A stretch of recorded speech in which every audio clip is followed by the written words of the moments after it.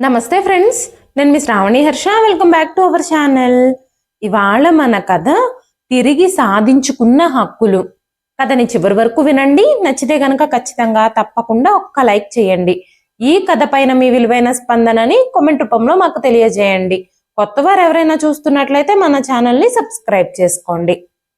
జానకమ్మ గారు తన గదిలో మంచం మీద కూర్చొని కోడలు తన కోసం టిఫిన్ తీసుకొస్తుందేమోనని ఎదురు చూస్తూ ఉన్నారు. ఎందుకంటే ఆవిడికి వారం రోజులుగా ఒంట్లో అస్సలు బాగోలేదు. జ్వరంతో బాధపడుతుంది. అందుకే కనీసం వంటగదిలోకి వెళ్ళి టిఫిన్ పెట్టుకుని తెచ్చుకునే ఓపిక కూడా లేక కోడలు టిఫిన్ తెస్తుందేమోనని ఎదురు చూస్తూ ఉన్నారు ఆవిడ. మామూలుగా అయితే రోజు ఆవిడకి 5 గంటలకే లేచే అలవాటు. 5 గంటలకు నిద్ర లేచి కాసేపు ఇంటి బయట లాన్లో వాకింగ్ చేసి ఆ తరువాత స్నానం చేసి పూజ చేసి వంటగదిలో వంట పనులన్నీ చేసేవారు. కోడలు 7 వరకు నిద్రలేగవదు. ఆఫీస్కు వెళ్లే భర్తకి, కొడుకుకి, స్కూళ్లకు వెళ్లే మనవడికి మనవరాలికి టిఫిన్లు, లంచ్ బాక్సులు రెడీ చేసే డ్యూటీ సాధారణంగా ఆవిడదే. జానకమ్మ గారి భర్త రఘురామయ్య గారు చాలా పెద్ద వ్యాపారవేత్త. ఆయనకి వ్యాపార పరిజ్ఞానం చాలా ఎక్కువ ఉంది. చిన్నతనంలోనే ఆయన తల్లిదండ్రులు ఇద్దరూ చనిపోయారు. అనాథాశ్రమంలో రఘురామయ్య గారు చిన్నప్పటి నుంచి పెరిగారు. ఆశ్రమంలో ఉన్నప్పుడు ఆశ్రమంలో వారికి కూడా తను భారం కాకూడదని 10 ఏళ్ల వయసు నుంచే ఆయన తన ఖర్చుల కోసం ఆయనే డబ్బులు సంపాదించుకోవడానికి చదువుకుంటూనే ఉదయం సాయంత్రం పాప్కార్న్లు అమ్మేవారు. అలా వచ్చిన డబ్బుల్లో కొంత ఆశ్రమానికి ఇస్తూ మిగతా డబ్బులతో తనకి కావలసిన వస్తువులు ఏవైనా కొనుక్కుంటూ ఉండేవారు. అలా ఇంటర్మీడియట్ వరకు చదువుకున్నారు. ఇంటర్మీడియట్ తర్వాత ఆయన్ని పెద్ద చదువులు చదివించడానికి ఆశ్రమం వారికి కాస్త ఇబ్బంది అయ్యింది. అందుకే ఆయన ఎవ్వరి మీద భారం పడకూడదని ఒక ఫ్యాక్టరీలో పని వెతుక్కున్నారు. అక్కడ పని చేస్తూనే ఆ ఫ్యాక్టరీలో వ్యాపారంలో మెలకువలు నేర్చుకున్నారు. ఆ తరువాత ఆయనే సొంతంగా ఒక చిన్న వ్యాపారాన్ని ప్రారంభించారు. వ్యాపారంలో మెల్లమెల్లగా నిలదొక్కుని కాస్త డబ్బులు సంపాదించడం మొదలుపెట్టాక జానకమ్మ గారిని పెళ్లి చేసుకున్నారు రఘురామయ్య గారు. జానకమ్మ గారిది కూడా నిరుపేద కుటుంబమే. జానకమ్మ గారి తండ్రి చిన్నప్పుడే చనిపోవడంతో తల్లికి చేదోడు వాదోడుగా చిన్న చిన్న పనులు చేస్తూ ఉండేవారు జానకమ్మ గారు. రఘురామయ్య గారు ఫ్యాక్టరీలో పనిచేసేటప్పుడు జానకమ్మ గారు కూడా అదే ఫ్యాక్టరీలో పనిచేస్తూ ఉండేవారు. అప్పుడే జానకమ్మ గారిని రఘురామయ్య గారు ఇష్టపడ్డారు. ఆ తరువాత ఆయన సొంతంగా వ్యాపారం ప్రారంభించి కొద్దిగా నిలదొక్కున్న తరువాత జానకమ్మ గారిని పెళ్లి చేసుకోవాలని తన ప్రేమ విషయం జానకమ్మ గారికి చెప్పి జానకమ్మ గారి తల్లి అనుమతితో రఘురామయ్య గారు జానకమ్మ గారిని పెళ్లి చేసుకున్నారు. ఆ తరువాత జానకమ్మ గారి తల్లిని కూడా ఆయనే తమతో పాటించుకునే చూసుకునేవారు. తల్లిదండ్రులు లేని రఘురామయ్య గారు జానకమ్మ గారి తల్లి శాంతమ్మ గారిని కూడా సొంత తల్లిలాగానే భావించారు. కొన్ని రోజుల తర్వాత క్రమక్రమంగా జానకమ్మ గారి తల్లి శాంతమ్మ గారి ఆరోగ్యం మెల్లమెల్లగా క్షీణించింది. కొన్నాళ్లు మంచంలో ఉండి ఆవిడ కూడా చనిపోయారు. జానకమ్మ గారు రఘురామయ్య గారిని పెళ్లి చేసుకున్న దగ్గర నుంచి ప్రతి కష్టంలోనూ సుఖంలోనూ ఆయనకి తోడుగా వెన్నంటే ఉన్నారు. క్రమక్రమంగా రఘురామయ్య గారు చాలా కష్టపడి పనిచేయడం ద్వారా ఆయన వ్యాపారంలో మెల్లమెల్లగా లాభాలు రావడం మొదలయ్యాయి. చాలా కష్టపడి శ్రమించిన తర్వాత తన వ్యాపార సామ్రాజ్యం మెల్లమెల్లగా విస్తరించింది. రాత్రింబవళ్ళు విశ్రాంతి లేకుండా కష్టపడి పనిచేసి లక్షల లాభం పొందేవారు రఘురామయ్య గారు. ఆ తరువాత జానకమ్మ గారికి రఘురామయ్య గారికి ఒక కొడుకు పుట్టాడు. జానకమ్మ గారు కొడుకుని జాగ్రత్తగా చూసుకుంటూ ఇంటి బాధ్యతలన్నీ నిర్వర్తిస్తూ వ్యాపారంలో కూడా రఘురామయ్య గారికి సపోర్టుగా ఉండేవారు. రఘురామయ్య గారు వ్యాపారంలో అన్ని ఒడిదుడుకులు కష్ట నష్టాలు చూస్తూ ఉన్నప్పుడు జానకమ్మ గారు ఆయన్ని చాలా సపోర్ట్ చేసేవారు. ప్రతి కష్టంలోనూ నేనున్నాను అంటూ ఆయన వెన్నంటే నిలబడేవారు. కొడుకు ప్రదీప్ కాస్త పెద్దాడయ్యాక ఇంటర్మీడియట్ చదువుకొచ్చిన తర్వాత జానకమ్మ గారు కూడా ఆఫీస్ పనుల్లో పూర్తిగా ఇన్వాల్వ్ అవుతూ ఉండేవారు. జానకమ్మ గారి సపోర్ట్తో కష్టాలన్నీ అధిగమించి రఘురామయ్య గారు కాస్త నిలదొక్కుని వ్యాపారంలో మంచి స్థాయికి ఎదిగారు. ఇప్పుడు జానకమ్మ గారు కొడుకు కోడళ్లతో మనవడితో మనవరాలతో కలిసి ఉంటున్న ఇల్లు కూడా 25 సంవత్సరాల క్రితమే వ్యాపారంలో లాభాలు రావడం మొదలైనప్పుడు రఘురామయ్య గారు జానకమ్మ గారి అభీష్టాల ప్రకారం ఆ ఇంటిని కట్టించారు. ఆ తర్వాత మెల్లమెల్లగా ఆ ఇంటిని జానకమ్మ గారి ఇష్టాల ప్రకారం ఎప్పుడు కుదిరితే అప్పుడు, ఎప్పుడు కావాలంటే అప్పుడు రీమోడల్ చేయిస్తూనే ఉన్నారు. ఆ ఇంటి ఖరీదు ఇప్పుడు దగ్గర దగ్గర ₹1,00,00,000 పైనే ఉంటుంది. సిటీలో చాలా మంచి ఏరియాలో ఉంది ఆ ఇల్లు. జానకమ్మ గారు, రఘురామయ్య గారు ఆ తర్వాత కొడుకుకు కూడా పెళ్లి చేసేసి తమ బాధ్యతలు తీరాయి అని సంతృప్తి పడ్డారు. కొడుకు ప్రదీప్ బాగా చదువుకుని మంచి కంపెనీలో ఉద్యోగం సంపాదించాడు. 2 ఏళ్లు ఉద్యోగం చేసిన తర్వాత తండ్రి వ్యాపారాలు చూసుకుంటానని, ఉద్యోగం చేయడం ఇష్టం లేదని చెప్పి ఉద్యోగం మానేశాడు. రఘురామయ్య గారు కూడా కొడుకు తనకి వ్యాపారంలో చేదోడు వాదోడుగా ఉండడం కంటే సంతోషించాల్సిన విషయం ఏముంటుంది? ఈ వయసులో కొడుకు బిజినెస్ వ్యవహారాలు చూసుకుంటూ బాధ్యతలు తీసుకుంటే మంచిదే కదా అని చెప్పి కొడుకు నిర్ణయానికి ఒప్పుకున్నారు. జానకమ్మ గారు కూడా కోడల్ని చాలా బాగా చూసుకునేవారు. జానకమ్మ గారు ఎప్పుడైనా ఒక చీర కొనుక్కుంటే కోడలికి ఖచ్చితంగా తనకి నచ్చిన చీర కొనిచ్చేవారు. జానకమ్మ గారు నగలు కొన్నా కూడా కోడలికి కూడా నగలు కొనిపెట్టేవారు. రఘురామయ్య గారు పాతకాలం మనిషి అయినా సరే కోడలిపై ఎటువంటి ఆంక్షలు విధించలేదు. ఉదయాన్నే టిఫిన్ చేసి ఆఫీస్కి వెళ్ళిపోయేవారు రఘురామయ్య గారు. ఆ తర్వాత జానకమ్మ గారే వంట చేసి క్యారేజీలు సర్దుకొని మధ్యాహ్నం కొడుకుకి, తండ్రికి క్యారేజీ బాక్స్ తీసుకొని ఆఫీస్కి వెళ్ళేవారు. ఆఫీస్లో అప్పటి నుంచి ఆవిడ పని ఎలా జరుగుతుంది అని చూసుకొని రోజు ఆఫీస్ వ్యవహారాల్లో కూడా ఇన్వాల్వ్ అవుతూ ఉండేవారు.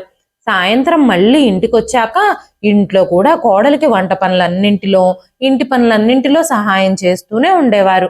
రఘురామయ్య గారు మాత్రం నిరంతరం ఆఫీస్ వ్యవహారాల్లోనే మునిగిపోయేవారు. రఘురామయ్య గారికి అనుకోకుండా బీపీ పెరిగి హార్ట్అటాక్ వచ్చే సూచనలు కనిపించడంతో డాక్టర్ ఆయనని స్ట్రెస్ తీసుకోవద్దు అని చెప్పి వ్యాపార బాధ్యతలు కొడుకుకు అప్పచెప్పి రిలాక్స్ అవ్వమని చెప్పారు. అప్పటి నుంచి రఘురామయ్య గారు ఇంట్లోనే రిలాక్స్ అవుతూ కొడుకుకి వ్యాపారాన్ని ఎలా నడిపించాలో సలహాలిస్తూ ఉండేవారు. క్లయింట్స్ని ఎలా డీల్ చేయాలి, వర్కర్స్తో ఎలా పని చేయించుకోవాలి, కంపెనీలో వర్కర్స్ అందరినీ ఎలా సాటిస్ఫై చేయాలి అనే విషయాల గురించి కొడుకుకి అప్పటికప్పుడు నేర్పిస్తూనే ఉండేవారు. కొడుకు కూడా తల్లిదండ్రులు చెప్పినట్టే వింటూ తండ్రిని చాలా గౌరవించేవాడు. రఘురామయ్య గారి అనారోగ్యం కారణంగా ఇంట్లో ఉండడం మొదలుపెట్టిన దగ్గర నుంచి జానకమ్మ గారు కూడా ఆఫీస్ వ్యవహారాలు పట్టించుకోవడమే పూర్తిగా మానేశారు. భర్తతో పాటే ఇంట్లోనే ఉంటూ పూర్తిగా రఘురామయ్య గారికే సేవ చేయడంలోనే గడుపుతున్నారు. ఒకరోజు రఘురామయ్య గారు జానకమ్మ గారిని పిలిచి, జానకి, బ్రేక్ఫాస్ట్ రెడీగా ఉందేమో, ఒకసారి వంటగదిలోకి వెళ్ళి చూసి నాకు బ్రేక్ఫాస్ట్ తీసుకురా, నాకు చాలా ఆకలి అవుతుంది అంటూ న్యూస్ పేపర్ చదవడం ప్రారంభించారు. జానకమ్మ గారు అప్పటికే టిఫిన్ ఏర్పాట్లన్నీ చేసేశారు. కోడలు భర్తకి, పిల్లలకి లంచ్ బాక్సులు కడుతుంది. రఘురామయ్య గారు ఎప్పటి నుంచైతే ఆఫీస్ వ్యవహారాలు చూసుకోకుండా ఇంట్లోనే ఉండడం మొదలు పెట్టారో అప్పటి నుంచి కోడలి వ్యవహారంలో కూడా కాస్త మార్పు వచ్చింది.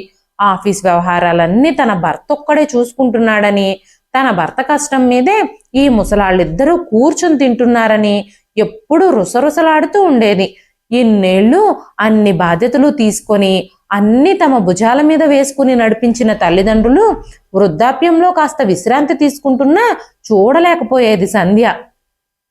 ఇప్పుడు ఈ కంపెనీ వ్యవహారాలన్నీ నా భర్తే చూసుకుంటున్నారు.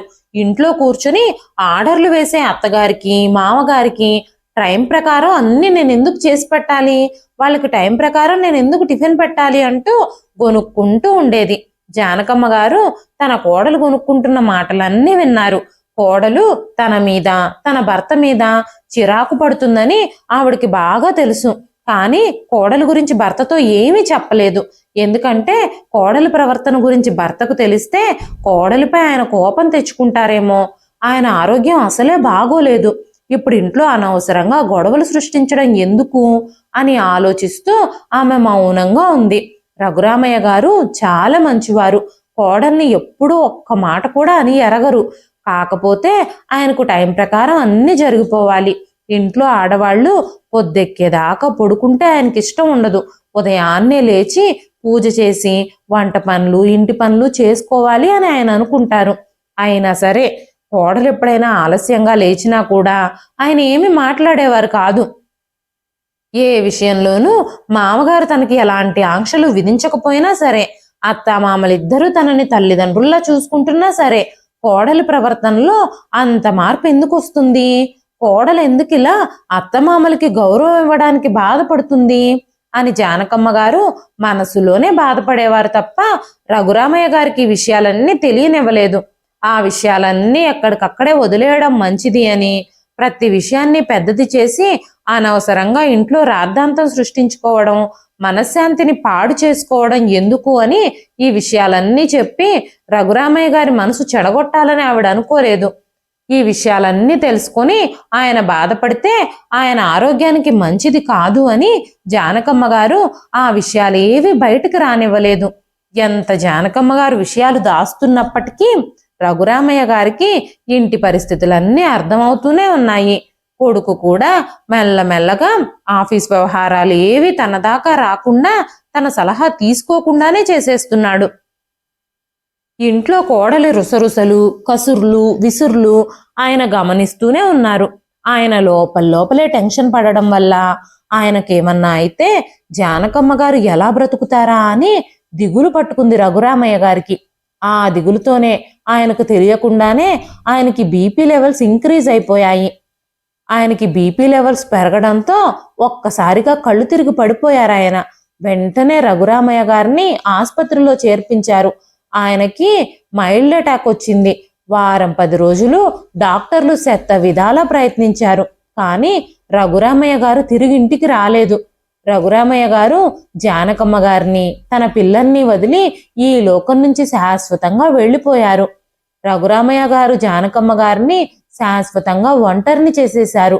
జానకమ్మ గారు తన భర్త తనని విడిచిపెట్టి వెళ్ళిపోవడంతో షాక్కి గురయ్యారు. భర్త ఎడబాటుని ఆవిడ తట్టుకోలేకపోయారు. ఎప్పుడూ ఎంతో సంతోషంగా ముఖం మీద చిరునవ్వు చెరగకుండా తిరిగే జానకమ్మ గారికి రఘురామయ్య గారి మరణంతో ఈ రోజు ఆవిడ కళ్ళల్లో కన్నీళ్లు ఆగడం లేదు. తన భర్త కోసం నిరంతరంగా ఏడుస్తూనే ఉన్నారు. వారం క్రితం వరకు కూడా మీరు బాగానే ఉన్నారు కదా, అర్ధాంతరంగా నన్ను ఒంటరిని చేసి ఎందుకు వెళ్ళిపోయారు? కష్టాల్లోనూ సుఖాల్లోనూ నేను మీకు ఎన్నేళ్లు తోడుగానే ఉన్నాను. అలాంటిది నన్ను ఇలాంటి పరిస్థితుల్లో ఒంటరిగా వదలాలని మీకు ఎందుకు అనిపించింది అంటూ ఆవిడ ఏడుస్తూనే ఉన్నారు. 1 నెల రోజుల వరకు జానకమ్మ గారు అస్సలు మామూలు మనిషి అవ్వలేదు. తిండి తిప్పలు మానేసి భర్తనే తలుచుకుంటూ ఏడుస్తూనే ఉన్నారు ఆవిడ. ఇంత హఠాత్తుగా మీరు నన్ను ఎందుకు విడిచిపెట్టి వెళ్ళిపోయారు? చెప్పా పెట్టకుండా నన్ను ఎందుకింత అగాధంలోకి తోసేశారు అంటూ ఆవిడ ఏడుస్తూనే తన రోజుల్ని గడపడం మొదలు పెట్టారు. కొడుకు కోడలు కూడా ఆవిడకి భోజనాన్ని తన గదికే తీసుకెళ్లి ఇచ్చేవారు. ఆవిడకి తినాలని మనసు కనిపించినప్పుడు ఒక్కో రోజు భోజనం చేసేవారు. లేదంటే ఆ భోజనం ప్లేట్ అలాగే ఉండిపోయేది. ఆవిడ ఉదయాన్నే లేవడం, వాకింగ్ చేయడం, పూజ చేయడం, ఇంటి పనులు వంట పనులు చేయడం అన్నీ పూర్తిగా మానేసింది. ఎందుకంటే రఘురామయ్య గారంటే జానకమ్మ గారికి చాలా ఇష్టం. జానకమ్మ గారిని కూడా రఘురామయ్య గారు అంతకంటే ఎక్కువగానే ప్రేమించేవారు. రఘురామయ్య గారికి డబ్బు, కంపెనీ, పెద్ద బంగ్లా, ఆస్తిపాస్తులు ఇవన్నీ లేనప్పుడు కూడా జానకమ్మ గారు చాలా సంతోషంగా భర్తతో గడిపేవారు. అన్ని కష్టాల్లోనూ భర్తకి తోడుగా ఉండేవారు. ఈ రోజు వృద్ధాప్యంలో రఘురామయ్య గారు జానకమ్మ గారి కోసం అన్ని అమర్చి పెట్టారు. ఇల్లు, ఆస్తిపాస్తులు, నగలు, డబ్బు, ఆమె చుట్టూ తనది అనుకునే తన కుటుంబము అన్నీ ఉన్నాయి. కానీ జానకమ్మ గారికి రఘురామయ్య గారు లేని లోటు వల్ల తన జీవితం మొత్తం శూన్యంగా మారిపోయినట్టు అనిపిస్తుంది. ఎన్నో ఏళ్ళు వ్యాపార బాధ్యతలతో కనీసం కుటుంబానికి సమయం కూడా ఇవ్వకుండా గడిపాను. కాస్త నా ఆరోగ్యం కుదుటపడ్డాక మనిద్దరం యాత్రలకు వెళదాం జానకి. నేను ఆ వ్యాపార బాధ్యతల నుంచి పూర్తిగా విముక్తి పొందుతాను. ఇక మనిద్దరం మనకి కావలసిన చోట్లన్నీ తిరుగుదాం, ప్రశాంతంగా మన జీవితాన్ని గడుపుదాం అని చెప్పి జానకమ్మ గారితో చెబుతూ ఉండేవారు రఘురామయ్య గారు. జానకమ్మ గారు కూడా రఘురామయ్య గారికి తొందరగా నయమైపోతే అన్ని పుణ్యక్షేత్రాలు తిరగాలని, దేవాలయాలన్నీ తిరిగి చూడాలని ఆవిడ ఎందరో దేవుళ్ళకి మొక్కులు మొక్కుకున్నారు కూడా. కానీ ఏ భగవంతుడు కూడా ఆవిడ కోరికను తీర్చలేదు. అలాంటిది రఘురామయ్య గారు ఒక్కసారిగా తనని ఒంటరి చేయడంతో ఆవిడ కలలన్నీ కరిగిపోయినట్టు అయిపోయాయి. ఆవిడ పూర్తిగా నిరాశ నిస్పృహల్లో మునిగిపోవడంతో జానకమ్మ గారి స్నేహితురాలు, ఇంకా ఎప్పటినుంచో రఘురామయ్య గారికి కంపెనీలో నమ్మకంగా పనిచేసే ఆఫీస్లోని మేనేజర్ రాజారాం గారి భార్య అయిన అరుణ గారు జానకమ్మ గారిని కలవడానికి, పరామర్శించడానికి భర్తతో సహా వచ్చారు. భార్యాభర్తలు ఇద్దరూ కలిసి ఆవిడ దగ్గరకు వచ్చి కాసేపు మాట్లాడిన తర్వాత రాజారాం గారు ఆఫీసులో అర్జెంట్ వర్క్ ఉందని వెళ్ళిపోయారు. అరుణ గారు మాత్రం జానకమ్మ గారి పక్కనే కూర్చున్నారు. ఆవిడ్ని చాలా రకాలుగా జానకమ్మ గారిని ఓదార్చారు. వెంటనే అరుణ గారు జానకమ్మ గారితో, జానకి, గదిలో కూర్చుని మనం ఏది మర్చిపోలేము. ఈ గదిలో నువ్వు, అన్నయ్య గారు గడిపిన జ్ఞాపకాలన్నీ ఇదే గదిలో 24 గంటలు ఉంటే నీ కళ్ళ ముందే తిరుగుతూ నిన్ను మరింత బాధపడతాయి. ఈ గదిలో కూర్చుని ఎన్ని రోజులు బాధపడినా ఉపయోగం లేదు. అన్నయ్య గారికి తిరిగి రారు, అది వాస్తవం. ఆ వాస్తవాన్ని నువ్వు యాక్సెప్ట్ చేయడం మొదలుపెట్టు. అన్నయ్య గారి జ్ఞాపకాలతో మిగిలిన జీవితానికి గడపడానికి అలవాటు పడు. నిన్ను నువ్వు సిద్ధం చేసుకో. ఇంట్లో ఏమైనా పనులు చెయ్యి, కాసేపు పార్క్లో వాకింగ్ చెయ్యి, కాసేపు గుడికెళ్ళి దైవ ధ్యానంలో గడుపు.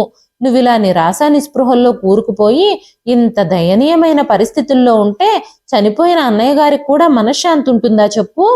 అన్నయ్య గారు నిన్ను చూసి ఎంత బాధపడుతూ ఉండుంటారో, ఆయన ఆత్మ ఎంత ఘోషిస్తుందో అంటూ పలు రకాలుగా అరుణ గారు జానకమ్మ గారికి నచ్చజెప్పడం మొదలుపెట్టారు.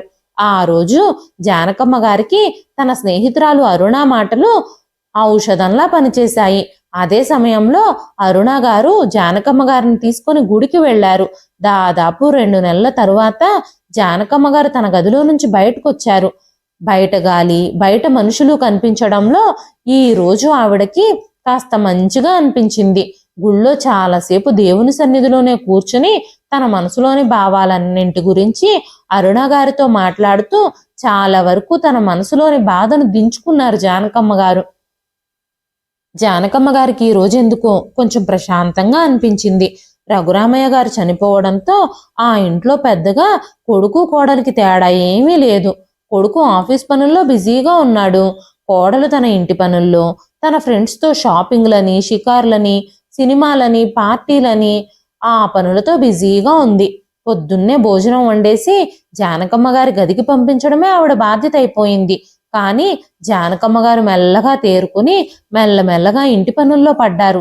ఇంట్లో వంట చేయడం, ఇంటి పనులు చూసుకోవడం, మనవణ్ణి మనవరాల్ని చూసుకోవడం, ఈ పనులన్నీ ఆవిడ నెత్తి మీద వేసుకుని భర్త పోయిన దిగుల్ని మర్చిపోవడం కోసం ఆవిడ ఒక్క క్షణం కూడా తనని తాను ఖాళీగా ఉంచుకోకుండా ఏదో ఒక పని చేస్తూనే ఉన్నారు. జానకమ్మ గారు అలా రోజంతా ఏదో ఒక పనిలో బిజీగా ఉండడాన్ని కోడలు అలుసుగా చేసుకొని తన పార్టీలలో, షాపింగ్లలో తను బిజీ అయిపోయింది.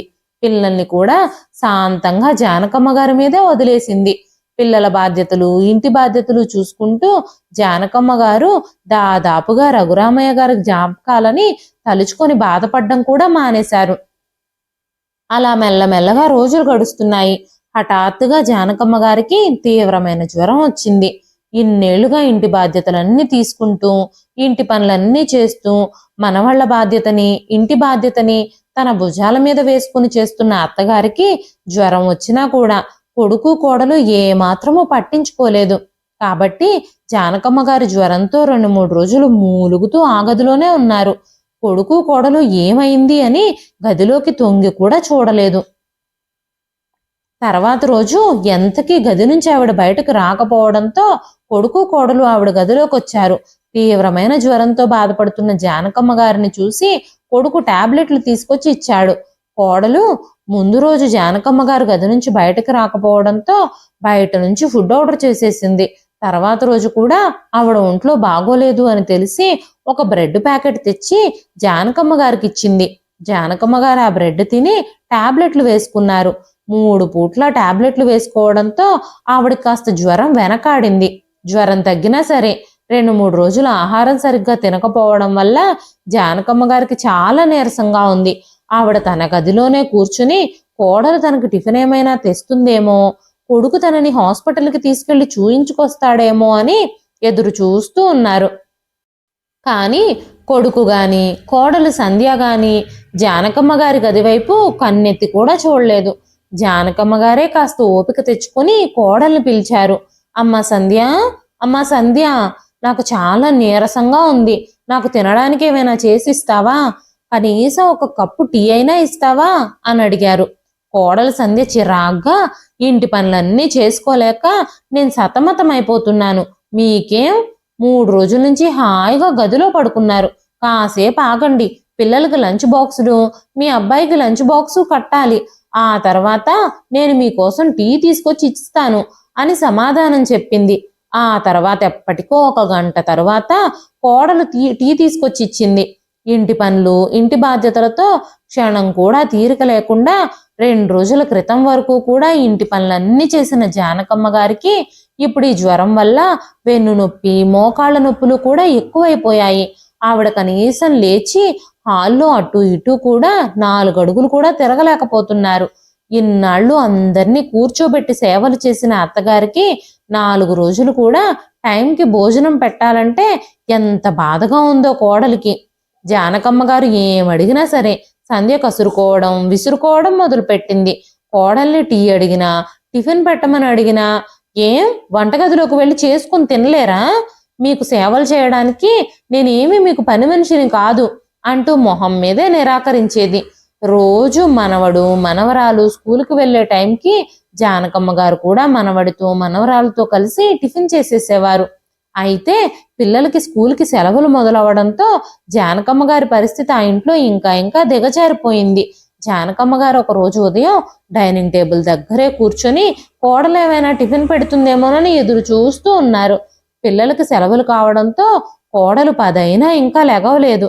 కొడుకు లేచి ఆఫీస్కి వెళ్ళడానికి రెడీ అవుతూ హాల్లోకి వచ్చాడు. అప్పుడు హాల్లో కూర్చునున్న జానకమ్మ గారు, బాబు దీపక్, కోడలు ఇంకా లేచినట్టు లేదు. నాకు చాలా ఆకలిగా ఉంది. వంటగదిలోకి వెళ్ళి ఏమైనా చేసుకొని తిందామంటే మోకాళ్ళ నొప్పులతో అస్సలు నిలబడలేకపోతున్నాను. కోడలితో కాస్త నాకు టిఫిన్ ఏదైనా పెట్టమని చెప్పు. మొన్న జ్వరం వచ్చిన దగ్గర నుంచి నాకు ఉదయాన్నే చాలా నీరసంగా ఉంటుంది. అంతేకాకుండా నా ఏటీఎం కార్డు, బ్యాంకు పాస్బుక్ అన్నీ నీ దగ్గరే ఉన్నట్టున్నాయి కదా. మీ నాన్నగారి సంవత్సరికం కూడా రాబోతుంది. ఈ సంవత్సరం ఆయన సంవత్సరికానికి నేను వృద్ధాశ్రమంలో భోజనాలు పెట్టి పేదవాళ్ళకి బట్టలు కూడా పంచాలని అనుకుంటున్నాను. కాస్త నా బ్యాంకుకు సంబంధించిన cheque book, passbook, ATM card నాకు ఇస్తావా? నేను ఆ ఏర్పాట్లన్నీ కూడా చూసుకోవాలి కదా అనగానే కొడుకు దీపక్ కోపంతో, చెక్కు బుక్కు, ఏటీఎం కార్డు మీ దగ్గరుంటే ఇష్టం వచ్చినట్టు దాన ధర్మాలు చేస్తూ మీ కోరిక ప్రకారం ఖర్చు పెడుతున్నారనే కదా అవన్నీ నా దగ్గరే ఉంచుకున్నాను. మీకేం అవసరం? ఈ మధ్య ఆఫీసులో పనిచేసే ప్యూన్ వాళ్ళ అబ్బాయికి స్కూల్ ఫీజు కట్టాలంటే 20,000 డబ్బులు ఇచ్చారట. జీతం తీసుకునేగా పని చేస్తున్నాడు తను. మీరు ఇంకా అలా దాన ధర్మాలు చేయాల్సిన అవసరం ఏమొచ్చింది అని అడిగాడు దీపక్. ఆ మాటలు విని జానకమ్మ గారి కళ్ళల్లో నీళ్లు తిరిగాయి. నా భర్త, నేను ఎంతో కష్టపడి అభివృద్ధి చేసుకున్న ఈ కంపెనీని కొడుకు చేతుల్లో పెట్టాము. ఇల్లంతటినీ కోడలు చేతుల్లో పెట్టాను. నా సొంత అకౌంట్లో డబ్బులు ఇవ్వమని అడుగుతున్నా కూడా, అది కూడా వాళ్ళ నాన్నగారి సంవత్సరికానికి అని అడుగుతున్నా కూడా ఇలా మాట్లాడుతున్నాడు కొడుకు అని జానకమ్మ గారికి చాలా బాధ కలిగింది. కానీ ఆఫీస్ టెన్షన్లో ఉన్నాడేమోలే కొడుకు, అందుకే అలా మాట్లాడుతున్నాడేమోలే, కొన్ని రోజులు పోతే అంతా సర్దుకుపోతుందిలే అనుకున్నారు జానకమ్మ గారు. కానీ కొన్ని రోజులు గడిచేసరికి కొడుకు కోడలి ప్రవర్తన మరింత దారుణంగా మారిపోయింది. ఆ ఇంట్లో ఏ పని చెయ్యకపోవడం వల్ల జానకమ్మ గారిని కోడలు అస్సలు లెక్క చేయడం లేదు. ఒకరోజు కోడలు సంధ్య జానకమ్మ గారి సామాన్లన్నింటినీ తీసుకెళ్లి పని మనుషుల రూమ్లో పెట్టేసింది. జానకమ్మ గారు ఉదయం గుడికి వెళ్ళి తిరిగొచ్చి తన గదిలో సామాన్లన్నీ లేకపోవడంతో ఒక్కసారిగా కంగారు పడిపోయారు. అమ్మా సంధ్య, అమ్మా సంధ్య, నా గదిలో సామాన్లేవి కనిపించడం లేదు, ఏమయ్యాయి అంటూ సంధ్యను పిలిచి అడిగారు. వెంటనే సంధ్య, మీ సామాన్లన్నీ ఆ మెయిడ్ రూమ్లో పెట్టాను. అదే మీకు సరైన స్థలం.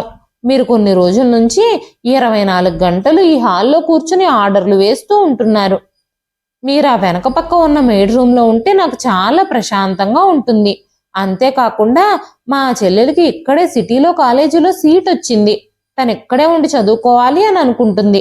సొంత అక్క బావ ఈ ఊర్లోనే ఉండి తనని హాస్టల్లో ఉంచితే ఏం బాగుంటుంది? అందుకే మీ గదిని మా చెల్లెలికి ఇవ్వడానికి ఖాళీ చేసేసాము. మీ సామాన్లు ఎన్నున్నాయని? మీకు ఆ మెయిడ్ రూమ్ సరిపోతుందిలే. ఇక నుంచి మీరు అందులోనే ఉండండి. తినడానికి తాగడానికి ఏమైనా కావాలన్నా కూడా పని మనిషితో చెప్పండి. పని మనిషి మీకు తెచ్చిస్తుంది. మీరు ఎలాగూ ఏ పని చేయలేకపోతున్నారు. అందుకే వంట పనికి ఇంటి పనులన్నింటికీ ఒక్కటే పని మనిషిని మాట్లాడుకున్నాను. ఉదయం వచ్చి సాయంత్రం వరకు ఇక్కడే ఉంటుంది తను. మీకేం కావాలన్నా తననే అడగండి. ఇంతకు ముందు మన ఇంట్లో పాత్రలు కడగడానికి ఇల్లు తుడవడానికి వచ్చే పని మనిషిని నేను మాన్పించేశాను.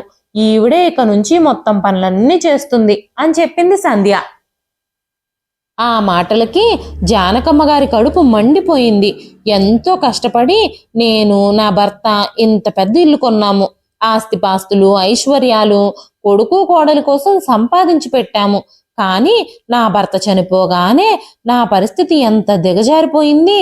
నన్ను పని మనిషి రూంలోకి మార్చేసింది కోడలు. ఎంత అన్యాయం!